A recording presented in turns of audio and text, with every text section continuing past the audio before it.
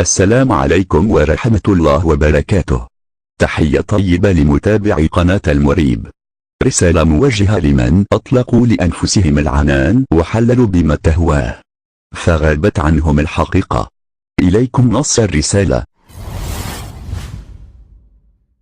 اختلف المحللون في أمر هذا التنظيم المسمى بداعش، فكلا ينسبه وحسب مبتغاه وحسب الجهة التي يعاديها، فالعرب تنسبه لإيران، وإيران تنسبه للعرب، والسنة تنسبه للشيعة، والشيعة تنسبه للسنة، والغرب ينسبه للشرق، والشرق ينسبه للغرب. غابت عن الجميع الحقيقة.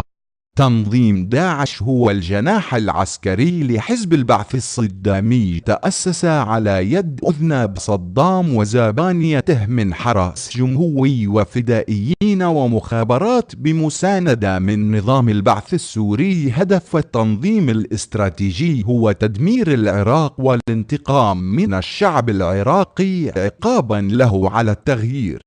البعث الصدامي عمل بخبث الشديد بعد العام 2003، فقد كان يبحث عن جهة يلبسها ما كان ينوي القيام به من تفجير واغتيال وخطف واغتصاب وتدمير للعراق، فوجد ضالته في القاعدة، وبالفعل استخدمها كعنوان لجرائمه حتى العام 2006، ومن ثم فك الارتباط لاختلاف الأهداف بينهما.